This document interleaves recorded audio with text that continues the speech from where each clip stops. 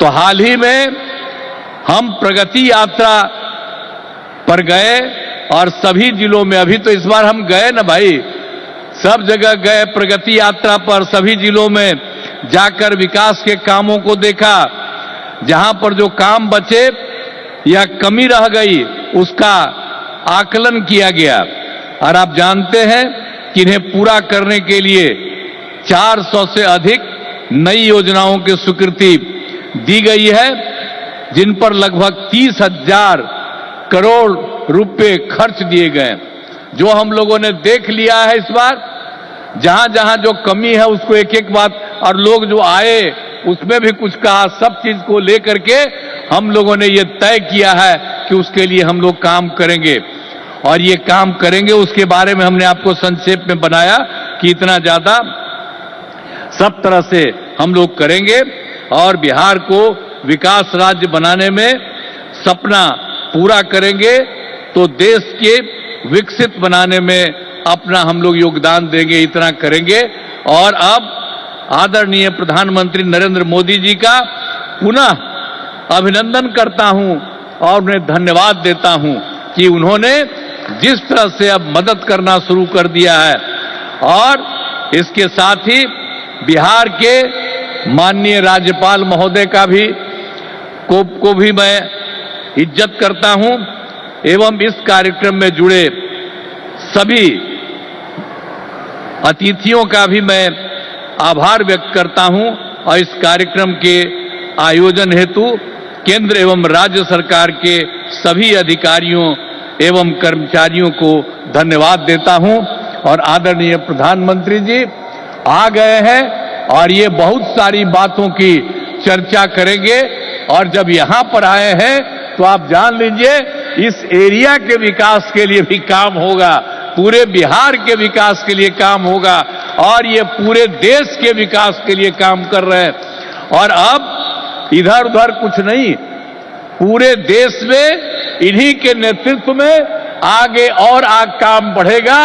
और इतना हम आपको बता देते हैं कि हम लोग मिल करके उनके नेतृत्व में ही और जिस तरह से बिहार का भी काम हम लोग कर रहे हैं, तो इसलिए अगली बार जो होने वाला है तो उसमें भी आप लोगों से यही उम्मीद करते हैं कि जैसे पहले किए थे फिर पूरे पैमाने पर सहयोग दीजिए, ताकि उनके चलते और हम लोगों के सहयोग के चलते काफी विकास होगा। और पहले क्या स्थिति थी, और आप जान लीजिए हिंदू मुस्लिम का भी झगड़ा होता था, अब कहीं हिंदू मुस्लिम का झगड़ा होता? हम लोगों ने कितना महिलाओं के लिए सब काम किया, हर क्षेत्र में महिलाओं को हम लोगों ने मौका दिया है और सब जगह से विकास हो रहा है। और हर प्रकार से जो भी हम लोगों ने इस बार सर्वे किया तो उसके बारे में पता चला कि इसमें बात हुआ था कि गरीब लोगों को देखना है, तो हम लोगों को 94 लाख परिवार के लोग गरीब, और उसमें सभी जात के, अपर कास्ट के, ऊंची जात के, पिछड़ा के, अति पिछड़ा के, दलित, महादलित, मुस्लिम, सब लोग थे और उन लोगों को उत्थान के लिए भी हम लोग काम कर रहे हैं। तो समाज में सब के लिए काम कर रहे हैं। और पहले कहीं जाने आने का रास्ता था जी, समूह में रोज कोई चलता नहीं था, तो हम कह रहे हैं अब जानते हैं बिहार में कितना देर तक जब जाता है, लड़का लड़की सभी पुरुष स्त्री कोई भी रात में समझ लीजिए 10 बजे 11 बजे तक बिहार में घूम रहे हैं। तो एक एक तरह से सब काम किया गया है। अब आप जो इतनी बड़ी संख्या में आए हैं श्रद्धेय प्रधानमंत्री जी की बात सुनने के लिए, इसके लिए मैं आपका अभिनंदन करता हूं। और आप जान लीजिए कि सब लोग आदरणीय प्रधानमंत्री जी के पक्ष में हैं और इसीलिए पूरे तौर पर देश का विकास होगा, अब बिहार भी आगे बढ़ेगा।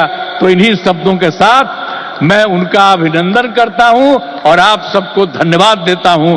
बहुत बहुत धन्यवाद। जय हिंद।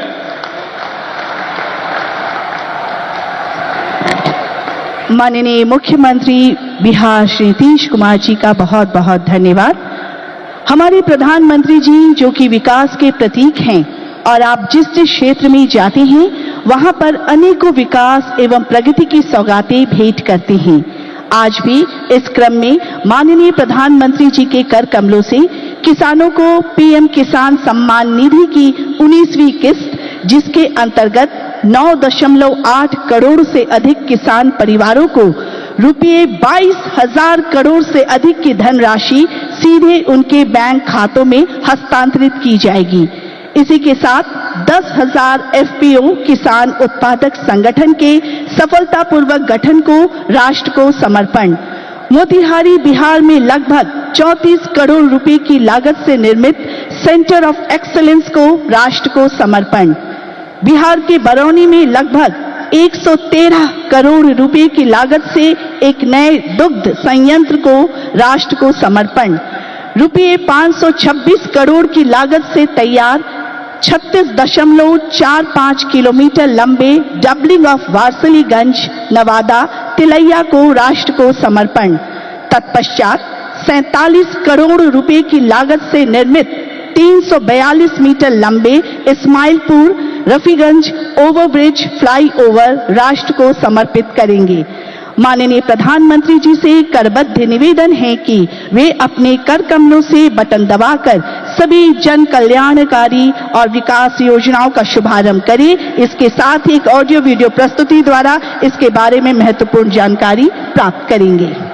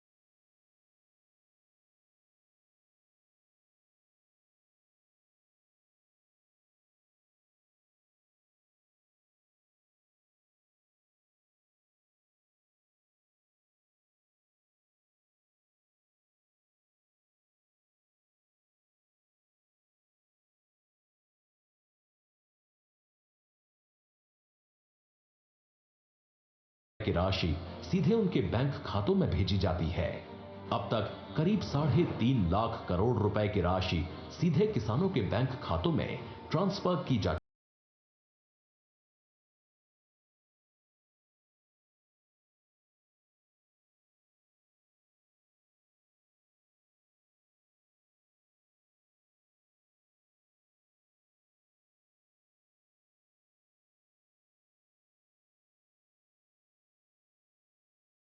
उपकरण, उच्च गुणवत्ता वाले बीज और उर्वरक खरीदने में मदद मिली है, जिससे उत्पादकता बढ़ी है और उनकी आय में वृद्धि हुई है। पीएम किसान के मजबूत डिजिटल इंफ्रास्ट्रक्चर और पारदर्शिता ने बिचौलियों की भूमिका को समाप्त कर दिया है। 9 लाख से ज्यादा वन क्षेत्र के किसानों और 16,500 से अधिक सीमावर्ती गांवों के किसानों को भी योजना का लाभ मिल रहा है। कृषि और किसान कल्याण को प्राथमिकता देते हुए केंद्र सरकार ने अन्नदाता को उनकी उपज का उचित मूल्य दिलाने के लिए गत 10 वर्षों में 20 लाख करोड़ रुपए से अधिक की राशि से एमएसपी पर गेहूं, धान, कपास, दलहन और तिलहन फसलों की खरीद की है। इतना ही नहीं, 12 लाख करोड़ रुपए की उर्वरक सब्सिडी से किसानों को उचित मूल्य पर पर्याप्त और गुणवत्ता वाले उर्वरक की उपलब्धता सुनिश्चित की है, जो भारत सरकार की सतत प्रतिबद्धता को दिखाता है। माननीय प्रधानमंत्री श्री नरेंद्र मोदी जी के नेतृत्व में केंद्र सरकार पशुपालकों की आय वृद्धि के लिए निरंतर प्रयासरत है। इन्हीं सभी प्रयासों के कारण आज भारत विश्व में दुग्ध उत्पादन में प्रथम स्थान पर है। साथ ही पशु रोगों की रोकथाम के लिए मुंह और खुरपका रोग यानी एफएमडी के 100 करोड़ से अधिक टीके लगाए जा चुके हैं।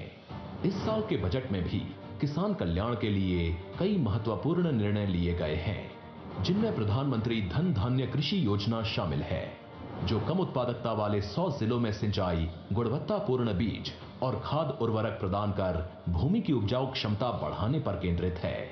इसके अलावा कपास उत्पादकता एवं दलहन आत्मनिर्भरता मिशन के तहत किसानों को अधिक उपज, उचित मूल्य और निर्यात के अवसर उपलब्ध कराने का लक्ष्य है। बिहार में मखाना बोर्ड की स्थापना से मखाना उत्पादन को बढ़ावा मिलेगा, जिससे किसानों को बेहतर कीमत और प्रसंस्करण सुविधाएं मिलेंगी। आज प्रधानमंत्री श्री नरेंद्र मोदी जी द्वारा पीएम किसान सम्मान निधि की 19वीं किश्त के तहत 9 करोड़ 80 लाख से अधिक किसानों के बैंक खातों में 22,000 करोड़ रुपए से अधिक की सम्मान राशि का सीधा हस्तांतरण किसान सम्मान की इसी अटूट श्रृंखला का प्रमाण है। इसके साथ ही प्रधानमंत्री जी के द्वारा 10,000 किसान उत्पादक संगठनों का राष्ट्र को समर्पण, भारत सरकार के राष्ट्रीय गोकुल मिशन के तहत मोतिहारी में उत्कृष्टता केंद्र का लोकार्पण, जिससे भारत की देशी नस्लों के संरक्षण एवं संवर्धन को नई दिशा मिलेगी और 5 लाख से अधिक किसानों को लाभ होगा। आज बरौनी में दुग्ध संयंत्र का उद्घाटन भी डेयरी किसानों के हितों को सुनिश्चित करने की ओर अहम कदम है, जिससे डेयरी सहकारिता से जुड़े किसानों की आय में तेजी से वृद्धि होगी। ऐसे ही समर्पित प्रयासों से विकसित भारत के लिए समृद्ध किसान का संकल्प सशक्त होता रहेगा।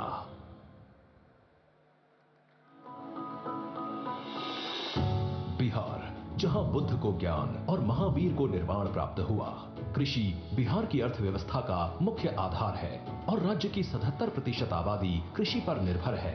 राज्य के कृषि और उससे जुड़े क्षेत्रों के सतत विकास के लिए वर्ष 2008 में एक सुविचारित कृषि रोड मैप की परिकल्पना माननीय मुख्यमंत्री श्री नीतीश कुमार जी द्वारा की गई, जिसके चौथे संस्करण का शुभारंभ 18 अक्टूबर 2023 को भारत की माननीय राष्ट्रपति श्रीमती द्रौपदी मुर्मू जी द्वारा किया गया। वर्ष 2008 के प्रथम कृषि रोड मैप की शुरुआत से राज्य सरकार के 12 विभाग आपसी समन्वय से राज्य के कृषि और संबद्ध क्षेत्रों के चहुमुखी विकास के लिए कार्य कर रहे हैं, जिनके प्रभाव स्वरूप आज बिहार देश में मक्के का दूसरा सबसे बड़ा, गेहूं और चावल में छठा, मसूर में चौथा, मूंग और गन्ने में 5वां सबसे बड़ा उत्पादक राज्य बन चुका है। इसके अलावा बिहार देश का चौथा सबसे बड़ा सब्जी उत्पादक और 8वां सबसे बड़ा फल उत्पादक राज्य भी है। लीची, मशरूम और मखाना के उत्पादन में बिहार अव्वल स्थान पर है, जबकि आलू और आम में तीसरा, शहद में चौथा तथा केले में 7वां स्थान रखता है। देश के कुल मखाना उत्पादन का 90% उत्पादन बिहार में होता है। भारत सरकार द्वारा बिहार में मखाना बोर्ड की स्थापना का निर्णय लिया गया है।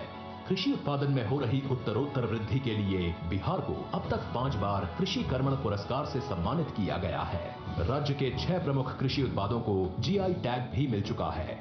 कृषि क्षेत्र में ये शानदार उपलब्धियां हासिल हुई हैं सरकार की नीतियों और यहाँ के किसानों की असाधारण मेहनत से, जिनकी भूरी भूरी प्रशंसा माननीय प्रधानमंत्री जी द्वारा भी अपने मन की बात कार्यक्रम में की गई है। कृषि क्षेत्र के विकास में कृषि शिक्षा के महत्व के प्रति बिहार शुरू से ही सजग रहा है।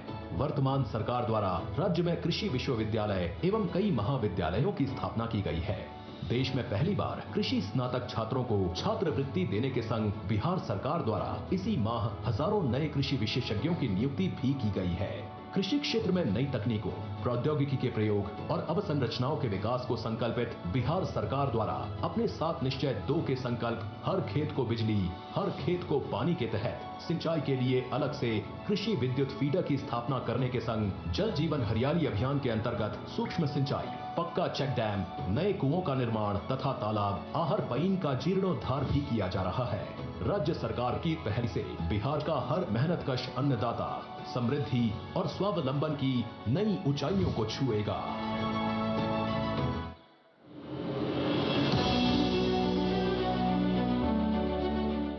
विकसित भारत के लिए विकसित बिहार का निर्माण, ये है डबल इंजन सरकार का संकल्प।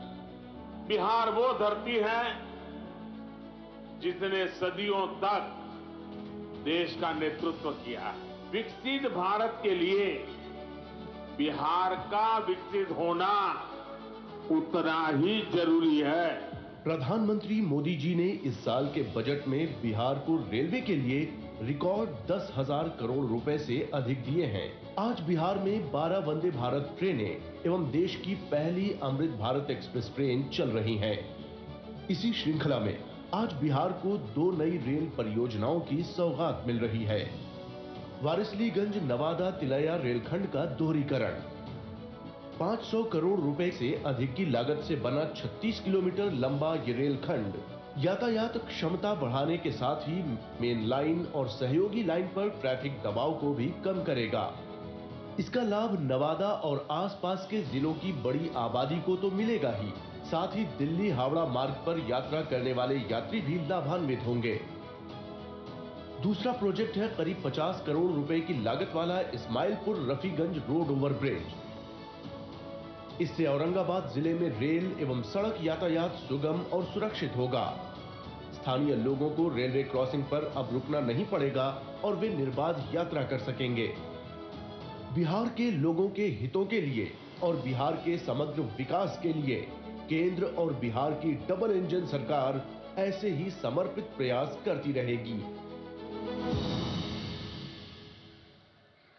हृदय की गहराइयों से बहुत बहुत धन्यवाद माननीय प्रधानमंत्री जी को कि आपने पूरे देश को बिहार की धरती से सौगात भेंट किया है।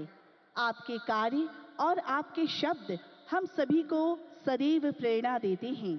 आपसे करबद्ध निवेदन है कि कृपया आप सबका मार्गदर्शन करें तथा हमें अपने प्रेरणादायी विचारों से लाभान्वित करें। हमारे माननीय प्रधानमंत्री श्री नरेंद्र मोदी जी।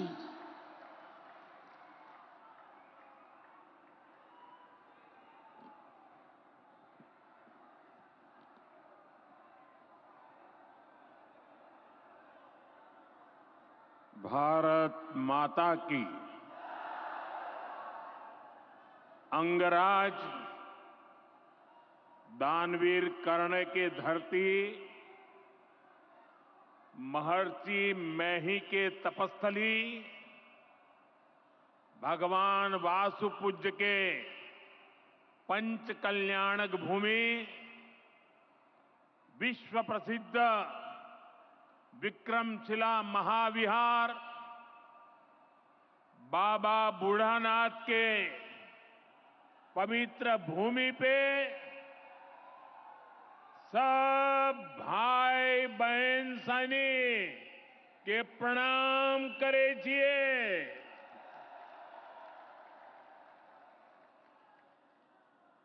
मंच पर विराजमान राज्यपाल श्रीमान आरिफ मोहम्मद खान जी, बिहार के लोकप्रिय एवं बिहार के विकास के लिए समर्पित हमारे लाडले मुख्यमंत्री नीतीश कुमार जी, केंद्रीय मंत्रिमंडल में मेरे सहयोगी शिवराज सिंह चौहान जी, जीतन राम मांझी जी, ललन सिंह जी, गिरिराज सिंह जी, चिराग पासवान जी, राज्य मंत्री श्रीमान रामनाथ ठाकुर जी, बिहार सरकार के उप मुख्यमंत्री सम्राट चौधरी जी, विजय सिन्हा जी, राज्य के अन्य मंत्री एवं जनप्रतिनिधिगण, उपस्थित महानुभाव और बिहार के मेरे प्यारे भाइयों और बहनों, आज हमारे साथ देश के कोने कोने में कई मुख्यमंत्री, कई मंत्री और करोड़ों करोड़ों किसान भी आज इस कार्यक्रम में हमारे साथ जुड़े हुए हैं। मैं उन सबको भी आदरपूर्वक नमन करता हूं।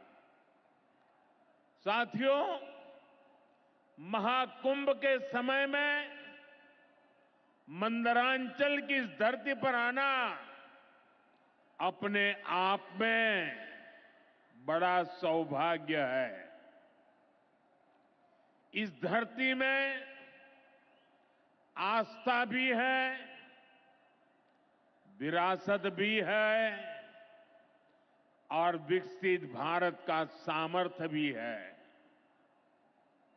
ये शहीद तिलका मांझी की धरती है, ये सिल्क सिटी भी है। बाबा अजगैबीनाथ की इस पावन धरा में इस समय महाशिवरात्रि की भी खूब तैयारियां चल रही हैं। ऐसे पवित्र समय में मुझे पीएम किसान निधि की एक और किस्त देश के करोड़ों किसानों को भेजने का सौभाग्य मिला है। करीब 22,000 करोड़ रुपए एक क्लिक पर देश भर के किसानों के खाते में पहुंचे हैं। और जैसे ही अभी मैंने क्लिक दबाई, मैं देख रहा था यहां पर भी जो राज्यों के दृश्य दिख रहे थे, यहां भी कुछ लोगों की तरफ मेरी नजर गई। वो फटाफट अपने मोबाइल देख रहे थे कि पैसा आया कि नहीं आया, और तुरंत उनकी आंखों में चमक दिखाई देती थी। साथियों, आज जो किसान सम्मान निधि दी गई है, इसमें बिहार के भी 75 लाख से अधिक किसान परिवार है। बिहार के किसानों खाते में आज सीधे करीब 1600 करोड़ रुपए उनके खाते में पहुंच चुके हैं। मैं बिहार और देश के सभी किसान परिवारों को बहुत बहुत शुभकामनाएं देता हूं, बधाई देता हूं। साथियों, मैंने लाल किले से कहा है कि विकसित भारत के 4 मजबूत स्तंभ है। ये स्तंभ है गरीब, हमारे अन्नदाता किसान,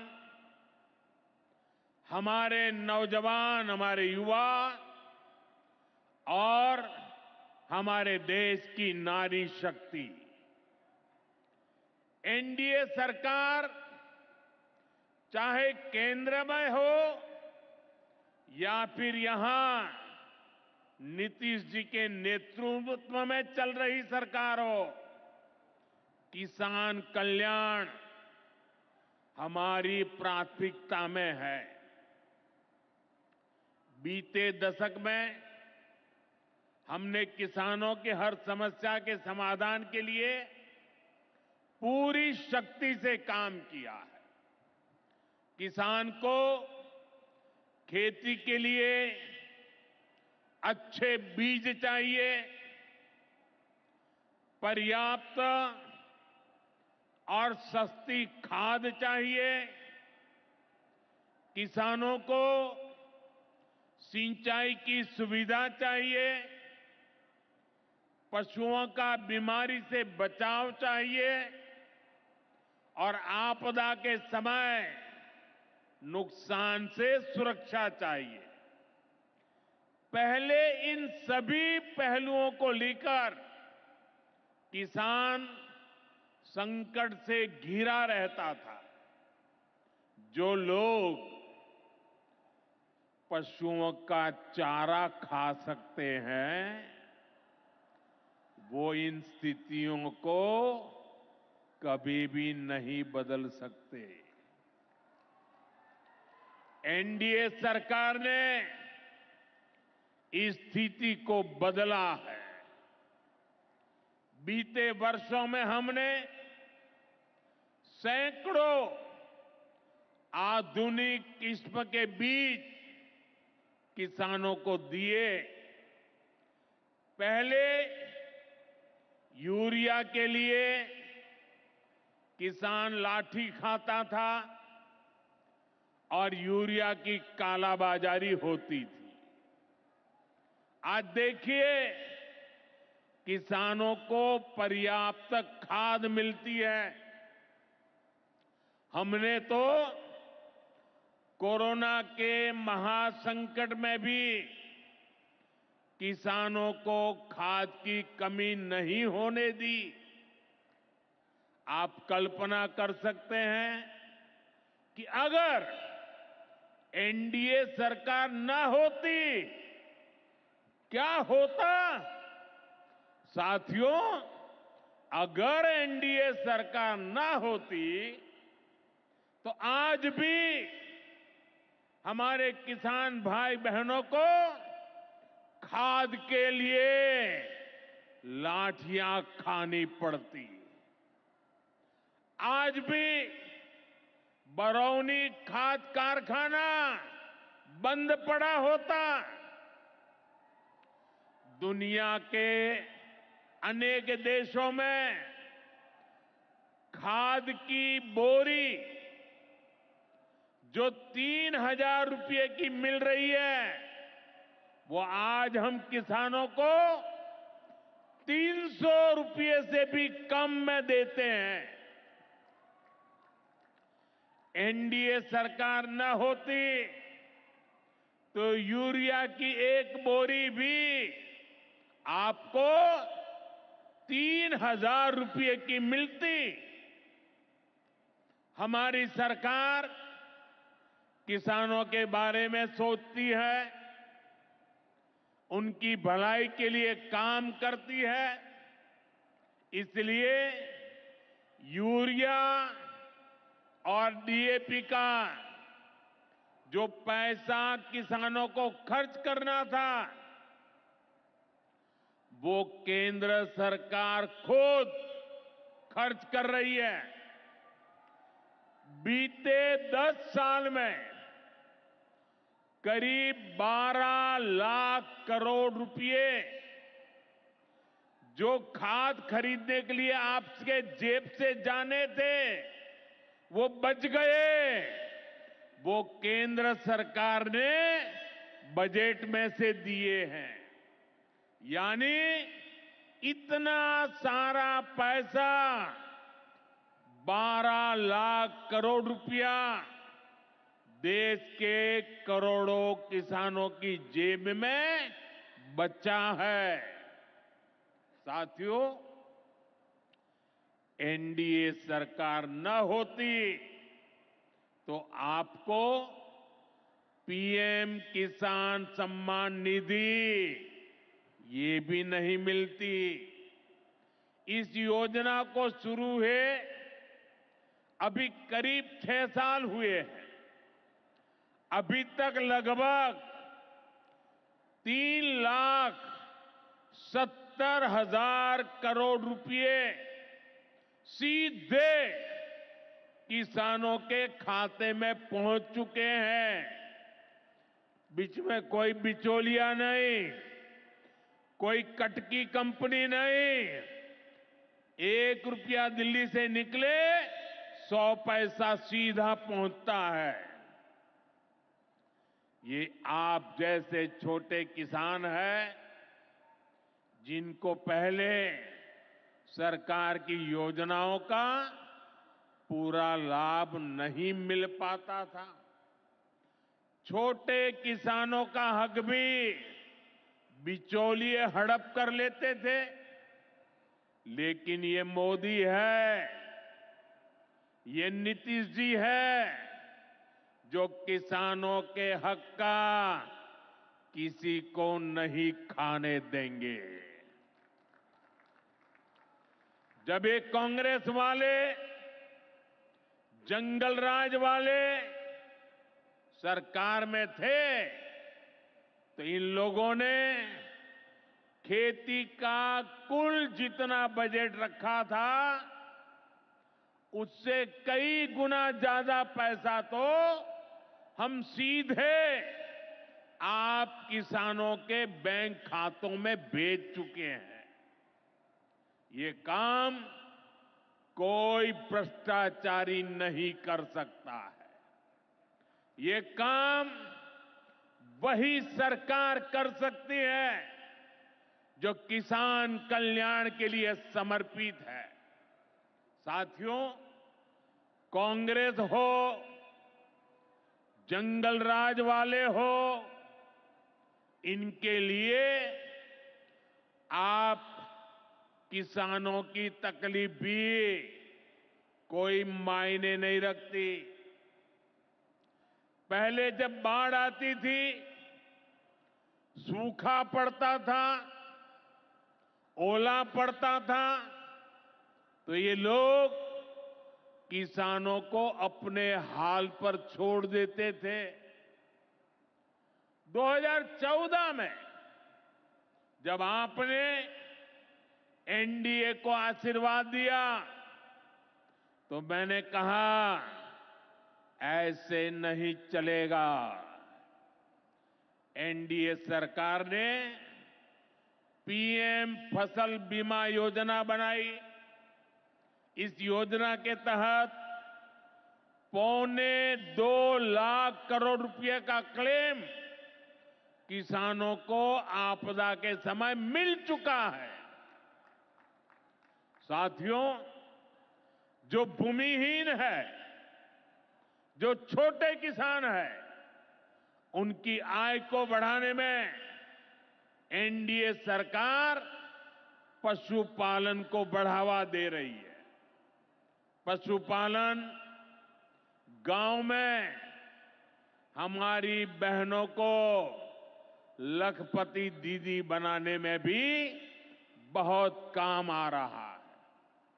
देश में अभी तक करीब 1.25 करोड़ लखपति दीदी बन चुकी है। इनमें बिहार की भी हजारों जीविका दीदियां शामिल है।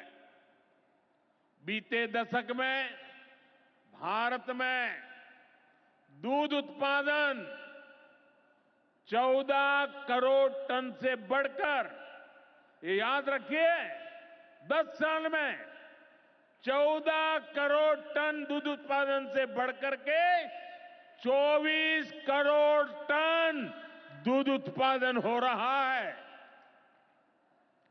यानी भारत ने दुनिया के नंबर 1 दूध उत्पादक के रूप में अपनी भूमिका को और सशक्त किया है। इसमें बिहार की भी बहुत बड़ी भागीदारी है। आज बिहार में सहकारी दूध संघ प्रतिदिन 30 लाख लीटर दूध खरीदता है।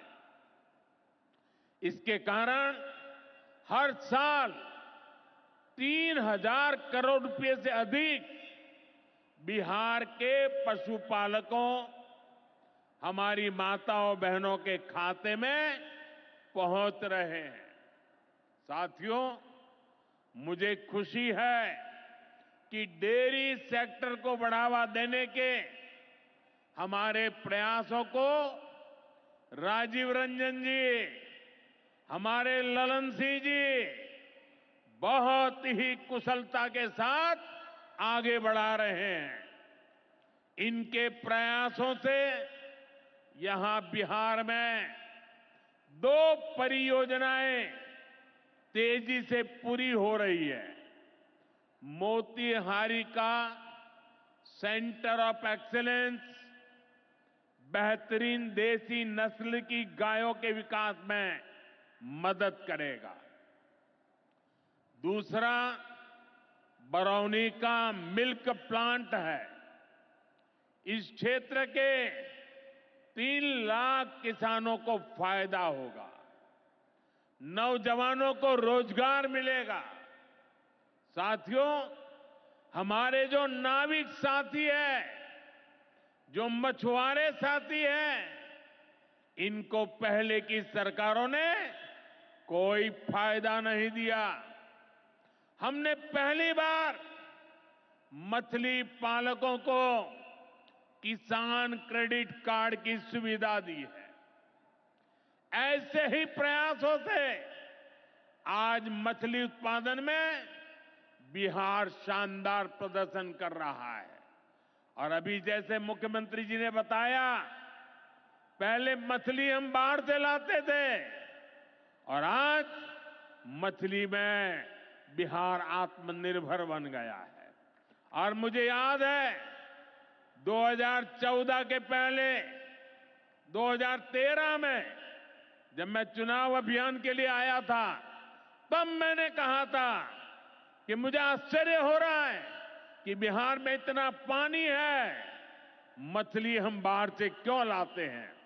आज मुझे संतोष है कि बिहार के लोगों की मछली की जरूरत बिहार में ही पूरी हो रही है।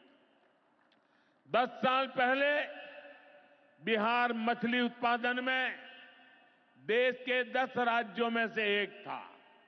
आज बिहार देश के टॉप 5 बड़े मछली उत्पादक राज्यों में से एक बन चुका है। फिशरीज सेक्टर पर हमारे फोकस का बहुत बड़ा फायदा हमारे छोटे किसानों को हुआ है, मछुआरे साथियों को हुआ है। भागलपुर की पहचान तो गंगा जी में रहने वाली डॉल्फिन से भी होती रही है। ये नमामि गंगे अभियान की भी बहुत बड़ी सफलता है। साथियों, बीते वर्षों में सरकार के प्रयासों से भारत का कृषि निर्यात बहुत अधिक बढ़ा है। इससे किसानों को उनकी उपज की ज्यादा कीमत मिलने लगी है।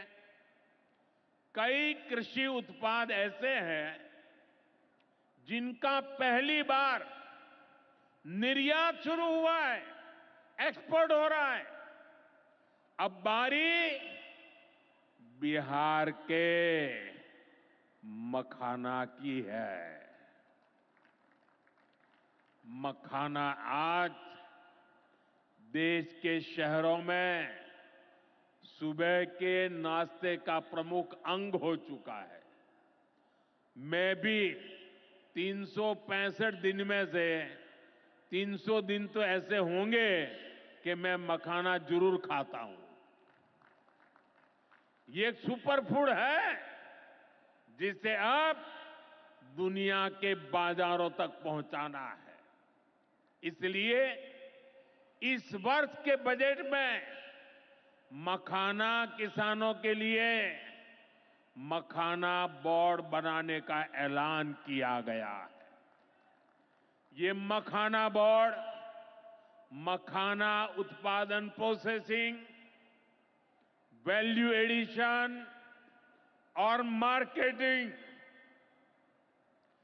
ऐसे हर पहलू में बिहार के मेरे किसानों की मदद करेगा। साथियों, बजट में बिहार के किसानों और नौजवानों के लिए एक और बड़ी घोषणा भी की गई है। पूर्वी भारत में फूड प्रोसेसिंग इंडस्ट्री को बढ़ावा देने के लिए बिहार एक बड़े केंद्र के रूप में उभरने वाला है। बिहार में national institute of food technology and entrepreneurship की स्थापना की जाएगी। यहां बिहार में कृषि के क्षेत्र में 3 नए सेंटर ऑफ एक्सेलेंस की भी स्थापित किए जाएंगे। इनमें से एक हमारे भागलपुर में ही स्थापित होगा। यह सेंटर आम की जर्दालू किस्म पर फोकस करेगा। 2 और केंद्र मुंगेर और बक्सर में बनाए जाएंगे, जो टमाटर, प्याज और आलू किसानों को मदद देंगे। यानी किसान हित के निर्णय लेने में हम कोई कसर बाकी नहीं छोड़ रहे। साथियों, आज भारत कपड़े का भी बहुत बड़ा निर्यातक बन रहा है। देश में कपड़ा उद्योग को बल देने के लिए अनेक कदम उठाए जा रहे हैं। भागलपुर में तो कहा जाता है कि यहां पेड़ भी सोना उगलते हैं। भागलपुरी सिल्क, टसर सिल्क पूरे हिंदुस्तान में मशहूर है। दुनिया के दूसरे देशों में भी टसर सिल्क की डिमांड लगातार बढ़ रही है। केंद्र सरकार रेशम उद्योग को बढ़ावा देने के लिए फैब्रिक और yarn dyeing unit, fabric printing unit, fabric processing unit ऐसे इंफ्रास्ट्रक्चर निर्माण पर बहुत जोर दे रही है। इससे भागलपुर के बुनकर साथियों को आधुनिक सुविधाएं मिलेगी और उनके उत्पाद दुनिया के कोने कोने में पहुंच पाएंगे। साथियों, बिहार की एक और बहुत बड़ी समस्या का समाधान एनडीए सरकार कर रही है। नदियों पर पर्याप्त पुल न होने के कारण बिहार को अनेक समस्याएं होती है। आपको आने जाने में दिक्कत ना हो, इसके लिए हम तेजी से काम कर रहे हैं। अनेकों पुल बनवा रहे हैं। यहां गंगा जी पर 4 लेन के पुल के निर्माण का भी तेजी से काम चल रहा है। इस पर 1100 करोड़ रुपए से ज्यादा खर्च किए जा रहे हैं। साथियों, बिहार में बाढ़ से भी बहुत नुकसान होता है। इसके लिए भी हमारी सरकार ने हजारों करोड़ रुपए के प्रोजेक्ट स्वीकृत किए हैं। इस वर्ष के बजट में तो पश्चिमी कोसी नहर ERM परियोजना के लिए मदद देने की घोषणा की गई है। इस परियोजना से मिथिलांचल क्षेत्र में 50,000 हेक्टेयर भूमि सिंचाई के दायरे में आएगी। इससे लाखों किसान परिवारों को लाभ होगा। साथियों, एनडीए सरकार किसानों की आय बढ़ाने के लिए अलग अलग स्तर पर काम कर रही है।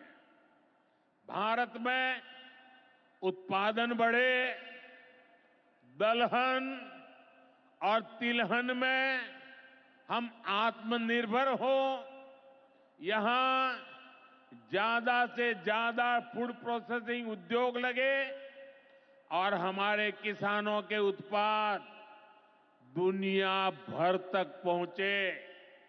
इसके लिए सरकार एक के बाद एक नए कदम उठा रही है।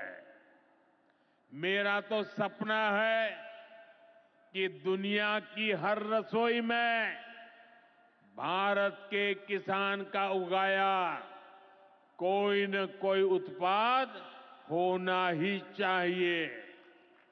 इस वर्ष के बजट ने भी इसी विजन को आगे बढ़ाया है। बजट में एक बहुत ही बड़ी पीएम धन धान्य योजना की घोषणा की गई है।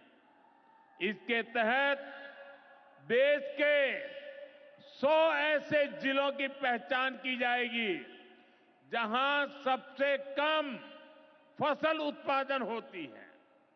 फिर ऐसे जिलों में खेती को बढ़ावा देने के लिए विशेष अभियान चलाया जाएगा। दलहन में आत्मनिर्भरता के लिए मिशन मोड पर काम किया जाएगा। किसान ज्यादा से ज्यादा दालें उगाए, इसके लिए किसानों को प्रोत्साहन मिलेगा। दालों की एमएसपी पर खरीद को और अधिक बढ़ाया जाएगा। साथियों, आज का दिन एक और वजह से बहुत खास है। हमारी सरकार ने देश में 10,000 एफपीओ किसान उत्पादक संघ बनाने का बड़ा लक्ष्य रखा था। आज मुझे ये बताते हुए खुशी है कि देश ने इस लक्ष्य को प्राप्त कर लिया है। आज बिहार की भूमि 10,000वें एफपीओ के निर्माण की साक्षी बन रही है। मक्का, केला और धान पर काम करने वाला ये एफपीओ खगड़िया जिला में रजिस्टर हुआ है। एफपीओ सिर्फ एक संगठन नहीं होता, एक किसानों की आय बढ़ाने वाली अभूतपूर्व शक्ति है। एफपीओ की ये शक्ति छोटे छोटे किसानों को बाजार के बड़े लाभ सीधे उपलब्ध कराती है। एफपीओ के जरिए आज तमाम ऐसे अवसर हमारे किसान भाइयों बहनों को सीधे मिल रहे हैं जो पहले उपलब्ध नहीं थे। आज देश के करीब 30 लाख किसान एफपीओ से जुड़े हैं और बड़ी बात यह कि इसमें करीब 40% हमारी बहनें हैं। ये एफपीओ आज कृषि क्षेत्र में हजारों करोड़ रुपए का कारोबार करने लगे हैं। मैं सभी 10,000 एफपीओ के सदस्यों को भी बहुत बहुत बधाई देता हूं।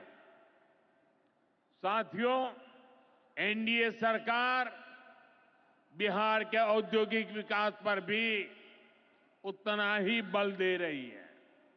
बिहार सरकार भागलपुर में जो बहुत बड़ा बिजली कारखाना लगा रही है, उसको कोयले की भरपूर आपूर्ति की जाएगी।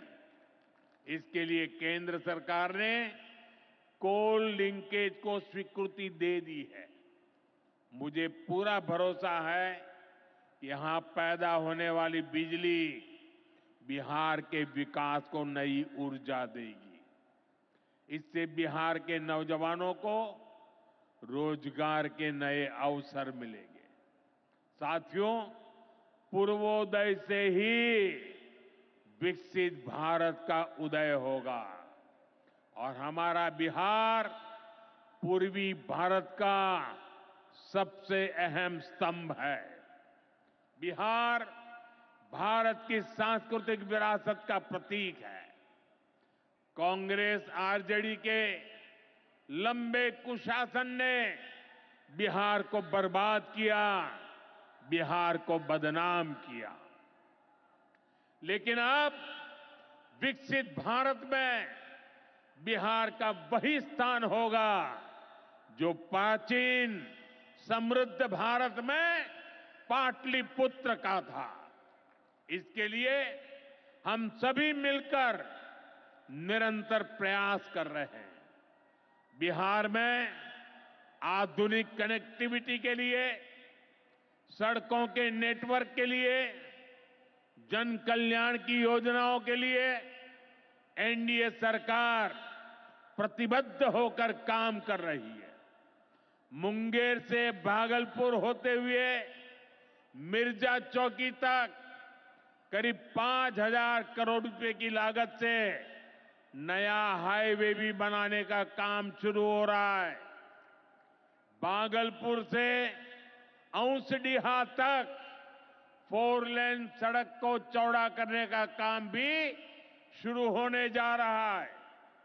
भारत सरकार ने विक्रमशिला से कटारिया तक नई रेल लाइन और रेल पुल को भी स्वीकृति दे दी है। साथियों, हमारा ये भागलपुर सांस्कृतिक और ऐतिहासिक रूप से बहुत महत्वपूर्ण रहा है। विक्रमशिला विश्वविद्यालय के कालखंड में ये वैश्विक ज्ञान का केंद्र हुआ करता था। हम नालंदा विश्वविद्यालय के प्राचीन गौरव को आधुनिक भारत से जोड़ने का काम शुरू कर चुके हैं। नालंदा विश्वविद्यालय के बाद अब विक्रमशिला में भी सेंट्रल यूनिवर्सिटी बनाई जा रही है। जल्द ही केंद्र सरकार इस पर काम शुरू करने वाली है। मैं नीतीश जी, विजय जी, सम्राट जी सहित बिहार सरकार की पूरी टीम को बधाई देता हूं। आप इस प्रोजेक्ट से जुड़ी जरूरतों को पूरा करने में तेजी से जुटे हैं। साथियों, एनडीए सरकार भारत की गौरवशाली विरासत के संरक्षण और वैभवशाली भविष्य के निर्माण के लिए एक साथ काम कर रही है। लेकिन ये जो जंगल राज वाले हैं, इनको हमारी धरोहर से, हमारी आस्था से नफरत है। इस समय प्रयागराज में एकता का महाकुंभ चल रहा है। ये भारत की आस्था का, भारत की एकता और समरसता का सबसे बड़ा महोत्सव है। पूरे यूरोप की जितनी जनसंख्या है, उससे भी ज्यादा लोग अब तक एकता के इस महाकुंभ में डुबकी लगा चुके हैं, स्नान कर चुके हैं। बिहार से भी गांव-गांव से श्रद्धालु एकता के इस महाकुंभ होकर आ रहे हैं। लेकिन ये जंगल राज वाले महाकुंभ को ही गाली दे रहे हैं। महाकुंभ को लेकर भद्दी भद्दी बातें कर रहे हैं। राम मंदिर से चिढ़ने वाले लोग महाकुंभ को भी कोसने का कोई मौका नहीं छोड़ रहे हैं। मैं जानता हूं, महाकुंभ को गाली देने वाले ऐसे लोगों को बिहार कभी भी माफ नहीं करेगा। साथियों, बिहार को समृद्धि के नए पथ पर ले जाने के लिए हम दिन रात ऐसे ही मेहनत करते रहेंगे। एक बार फिर देश के किसानों को और बिहार वासियों को बहुत बहुत बधाई। मेरे साथ बोले, भारत माता की, भारत माता की। बहुत बहुत धन्यवाद।